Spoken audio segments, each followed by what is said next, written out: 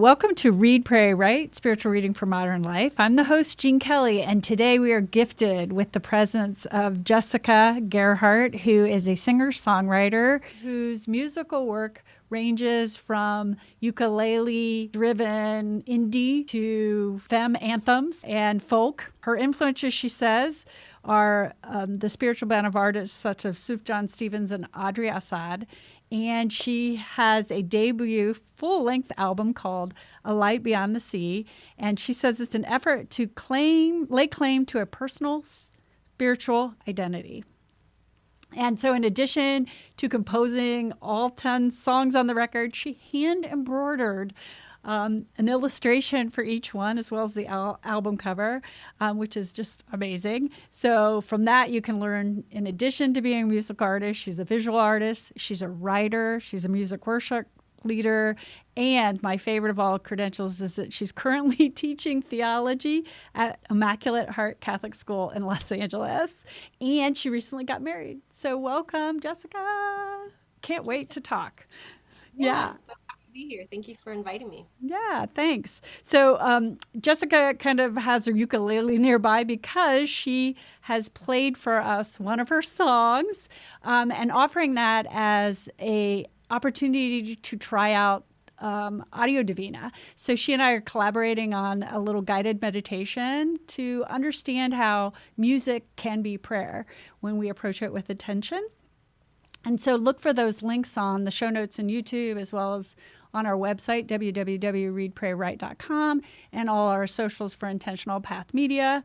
And that'll be its own little mini-sode, so we hope you enjoy that. So Jessica, one review of your album said your work, quote, displays themes praising and or wrestling with the work of grace, providing an invitation to deeper spirituality for both believers as well as a bridge for non-believers. So I thought we'd maybe start there, which was to talk a little bit about the background of your belief and what that was maybe up until early adulthood. Yeah, sure. So I grew up in a kind of Jewish Catholic household. My dad's side of the family is Ashkenazi Jewish, and but my dad himself wasn't particularly religious. He was kind of critical and like skeptical of most religion. My mom was raised Catholic, and she was, she grew up in like Vatican II, guitar mass, and, she was the daughter of a single teen mom. So her relationship to Catholicism was kind of a little bit more open, just really based in like God is love. I grew up in a household with a gay grandfather and a lesbian godmother. And so my experience of growing up with faith was kind of like, it was just very much the heart of things, like love. God is love, and God accepts you as you are, and finding God in all things, which is very Jesuit. So it was fitting that eventually life led me to connect with the Jesuits years later in college. Like I, did Sunday school growing up, and then by the time I got to high school, it was like time for confirmation. I didn't want to do it because Sunday school had been kind of boring, and whenever I didn't have Sunday school, I would go to the beach with my dad on Sundays. So it was just like church wasn't really a thing I was into. And my mom was like, well, look, if you just do confirmation, it's the last thing you've got to do, and then you're done. And I was like, all right, cool. So I didn't, obviously confirmation is a beginning. It's a full commitment to living your life as a Catholic. But reverse psychology worked on me, and I did my sacrament of confirmation. And that was honestly kind of really what jump-started my personal faith journey, because I was surrounded by peer leaders who were just normal kids who weren't like, oh, you have to be perfect to be Catholic. And then I found a lot of community and support within the youth group at my church, because my parents split up when I was in high school and my dad moved away. And so my youth group was kind of like a supportive, like a rock for me. So when I was admitted, I went to college in Portland. I went to Reed College, which brands itself as like a space for quirky intellectuals who march to the beat of their own drum. It just seemed like the perfect school for me. The one thing I didn't realize about it was that their unofficial slogan is communism, atheism, free love. And so I wasn't expecting to be like the token Catholic in a very small Christian group on campus. But because my youth group had been such a support community for me, I wanted to find something similar in college. And I was learning a lot about personal relationship to Christ through most of my like non-denominational evangelical Christian friends in that Bible study group through InterVarsity. But I was also going to Mass every Sunday at St. Ignatius Parish in Portland, a few minutes away from campus, and that's where I got to know the Jesuits. So I was having kind of this ecumenical experience on my college campus, getting to know other expressions of Christian faith, and then also really deepening my appreciation for like just Catholic spirituality and the mystical tradition through the Jesuits. And then, yeah, my fast forward to my 20s, after college, I got involved working in youth ministry, and that really shaped my faith because nothing like having teens asking you questions that maybe you hadn't even thought of to kind of help you deepen your own understandings of your faith. And I think that coupled with a lot of the seeking and journeying I had already done in college, being surrounded by students who were like, why do you believe any of this stuff? Religion is dumb. And people who believe in religion are clearly less educated. Like that was some of the stuff my friends in college would say. Meanwhile, I was studying scripture with like classmates who were religious and intellectual as well. So, and the Jesuits were so intellectual. So it was like, they are. it was, so I was really getting all these different perspectives. And so my whole life has just been sort of like, my faith is kind of like a pendulum of like being bounced between, extreme orthodoxies of some of the young adults I've met in Los Angeles to like kind of nominally Catholic at best. And really just sort of figuring out where am I in all of that and where do I encounter God in all of that, and leaning into the gray, leaning into the mystery, the in-between, the both and more and more. That's awesome. And that seems to come out in a lot of your music, the one lyric about the grace of the gray, and to find that you can be accepting of others when you accept mystery. So curious how your musical journey started and when that dovetailed with your faith and how you decided to connect those two. Totally.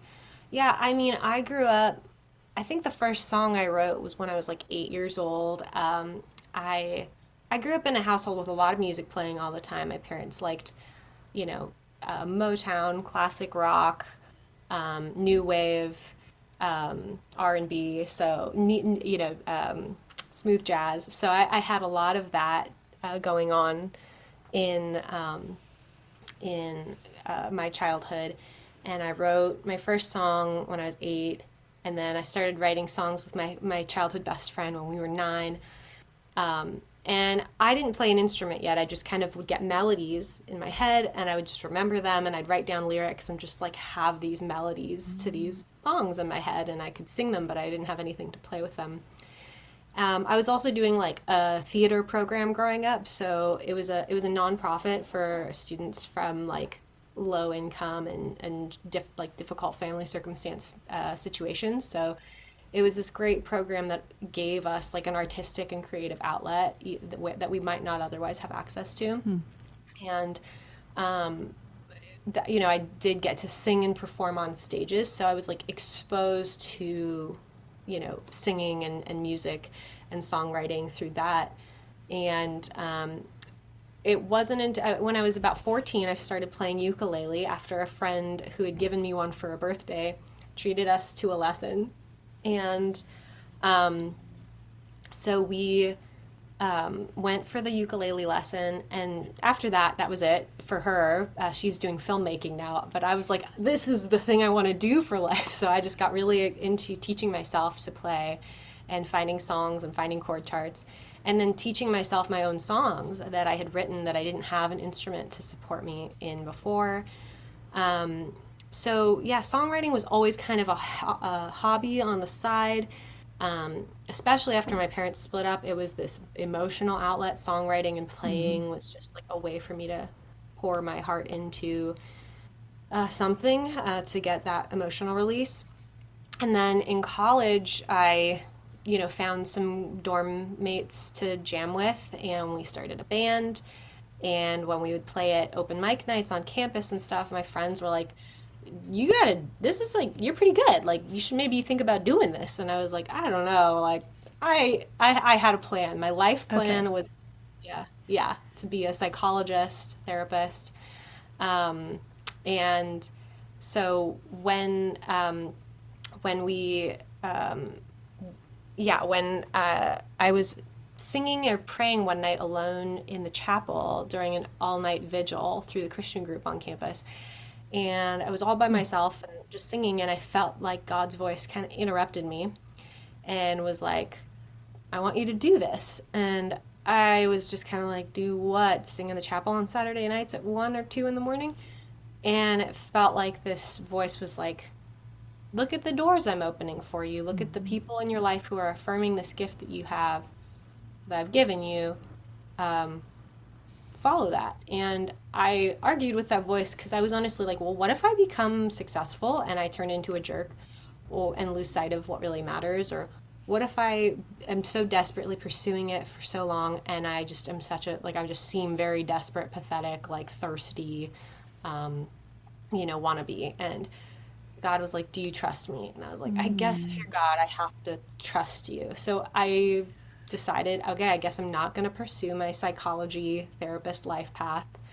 I'm going to pursue music after college, although I did complete my bachelor's in psychology because I was very passionate about that subject too. And, during that time in college, I was having this like very deepening relationship with Jesus and having mystical experiences like that one in the chapel that were kind of hard for me to like miss, or like it started to spill into my relationships, the way I saw myself, the way I thought about what am I doing with my life. And so my spirituality really began to impact how I wrote my songs too. And that's kind of how they merged. And I wanted to, I thought about like, am I called to like be a worship minister, musician? I never felt like inspired to write explicitly churchy music. And so when I encountered artists like Sufjan Stevens and Josh Garrels, who kind of wrote like really good music that also had Christian or spiritual themes that like weren't so explicit, like knocking you over the head with it, I felt like, okay, like maybe I can just express who I am, the whole of who I am, and make songs that you don't have to be religious to appreciate.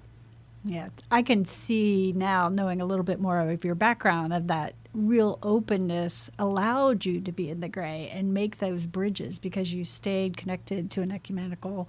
I think Make Me Grow is another song I feel a lot of gratitude for. I wrote that one actually dating while I was in a relationship with an ex, and just that relationship really revealed to me how sometimes it is like when you're with another person, and this isn't just romantic relationships, it's friendships too, people are mirrors to each other, and it's easier to believe you have it all together when you're alone, when there's not someone else to be like, hey, by the way, here's this thing that you do that you're bugged about in me, but you do it too, or whatever. And that song also drew inspiration from John of the Cross. He has this metaphor that when we're moving through this purgative stage into this illuminative stage, our souls are like a log inflamed, like engulfed by the fire, the purifying fire of the Spirit. And it's purging out of us all of these impurities. Like when you hear a log crackling, it's all the impurities in the log being purged out of it. And it's a very wordy chorus on that song, but being purged of impurities. But I didn't really know a better way to articulate that than what that image depicts. But that song has been really with me and for so many years, and it seems to be one that has also touched a lot of listeners. So I feel, a sense that that song kind of has to do with that sense of just like God, you know, helping you to grow and help, and the painful things also help you become more you. So I was kind of curious because, we're talking about spiritual reading as well as audio divina as a regular spiritual practice. Do any of your songs arise in any direct way from your meditative time, or do you have a method that's like makes your songwriting itself something of a spiritual practice? Oh, that's a good question. I mean, I feel like songs come up for me from so many different sources. I wrote a song that's not on the record called "Don't Be So Hard on Yourself," and that one was inspired. I was working through the book The Artist's Way. I was facilitating that book for about 5 years with groups of fellow artists and creatives from various spiritual backgrounds, and we were in lockdown, and my former roommate's boyfriend at the time, who's now her husband, he was trying to fix something, and he messed up, and he was like, and he cussed and whatever, and he's like calling himself stupid. And I was like, Gabe, don't be so hard on yourself. And I heard this melody through my head for like an chord progression for the chorus of this song, and I just went into my bedroom and like quickly sang that chorus into my voice memo recorder, which I do hundreds of times, and a lot of them it feels a little like, this is a kind of silly metaphor, but it feels like in vitro fertilization, where I have just like all these like song embryos kind of floating in like the nitrogen vat of my voice memos, and very few of them have been implanted and gestated into full-blown songs. But this one, it felt like a kid like tugging at my pant leg, like, you've got to write me. So it felt like the song idea just kept sitting with me, and it almost I feel like I like was a surrogate for that song in some ways. Some people are like, this song is really great, and I'm like, thanks, I guess I did write it, but like it doesn't feel like you did it alone, right? Yeah, I feel very much like that one kind of wanted me to be the channel through which the song came into being. But other songs, I'll read like things like St. John of the Cross, or Therese of Lisieux, or various writing, Parker Palmer, just different spiritual writers have little nuggets of wisdom that'll sometimes just stay with me, or things that are going on in my life or in the world. For me, just the way that meditation becomes contemplation in action is when I sit and I let myself feel, and I notice, okay, well, what really comes up for me? Like I can feel pain from all these things: homelessness, world hunger, sex trafficking. Like there's so many awful ills and sins in the world. What gets my attention at different times may change. So I try to just notice, well, what's really coming up in my heart right now, and where am I being invited?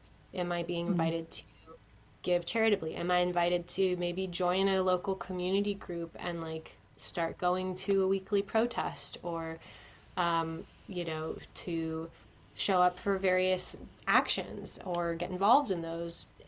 When I didn't have a full-time teaching job, I felt more available to civil disobedience and things where I could get arrested potentially. So different states in life may avail you to that, but I think that's where contemplation and action connect. It's a matter of, are you taking time to let the anger and the fire cool, so you got the embers, and then like discern from the embers? Because I think if you just are fueled by anger or reaction and like reacting to things, that's not spiritual discernment.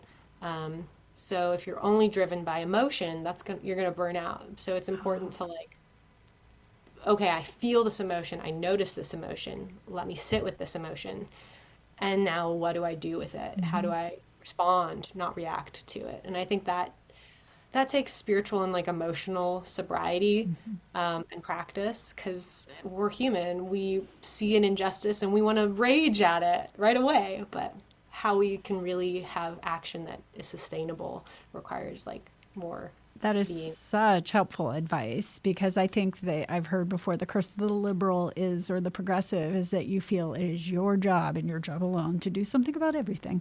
And that's so overwhelming. Sure. And you just can become so discouraged.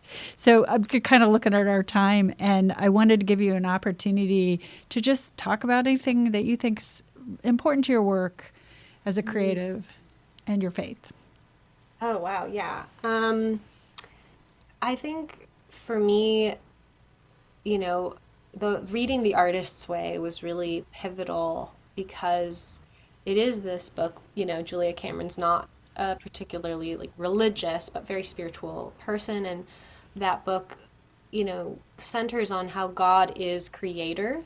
And so if we are all made in the image of the creator, it's our birthright and our inheritance and our identity to be creative. And so creativity is everyone's birthright if you are a human existing on the earth. And so whether that means you're in like a professional art role or not, I think we all have an invitation to lean into creativity as people who are made in God's image. And, I think too, for me, when it comes to spirituality and my faith, I've been very inspired and impacted by 12-step spirituality and the notion of principles before personalities. I think the Catholic Church could really take a page out of that book from 12-step spirituality, because we have a tendency to put people like popes and bishops and cardinals and religious speakers on these pedestals, and then if they have scandal, if they fall or they sin or they make mistakes, it undercuts the whole message, right? And we have this idea, this belief that there's ideological purity that we have to aspire to and hold others to. And what's so great about 12-step spirituality is that it doesn't expect that from anyone. It's sobriety, emotional, spiritual, sobriety from some substance or some behavior, any kind of recovery, which I think is really synonymous with salvation, looks like just doing your best to follow principles and not putting yourself or anyone else up on a pedestal. And I think in the arts that happens too. We make idols out of artists, and I used to do that, and and to some degree I still do, but nobody's perfect. Everyone's got their stuff, and I think it's just a matter of how do we try to find the spirit, the principles that stay with us, and take what we like and leave the rest. So I try to center my spiritual practice around that too. Wow. Yeah, I can really relate to that. And I often refer to the first step of the 12 steps, it being admitting powerlessness. And when you're doing that, you are trusting in others and God, or as you know him. And then not to be so hard on yourself, to be forgiving of yourself as well as others. And so that to me is critical. Yeah, and to what you said about like that liberal responsibility to do everything, well, we're powerless to do everything. And so it is a real matter of surrendering ourselves to a higher power that can use us as instruments. But it's pride, and I get this is also nerding out about the Enneagram. The Enneagram, I love the Enneagram. so I struggle and know the struggle of pride real well, helper to the max. But no, knowing that the drive to like, well, I have to do it, or it's up to me, is very much as it seems altruistic, it's rooted in It's ego. ego. Yeah. So letting myself be just at God's disposal is kind of the spiritual practice for me. That is the core spiritual practice. I love ending with that. And I just want to thank you for so much wisdom, so much beautiful creativity and grace that comes through in your art and your music. And I want to just thank you so much for all your time. Absolutely. Thank you so much for having me, Jean. So with that, Jessica and I both wish you all blessings.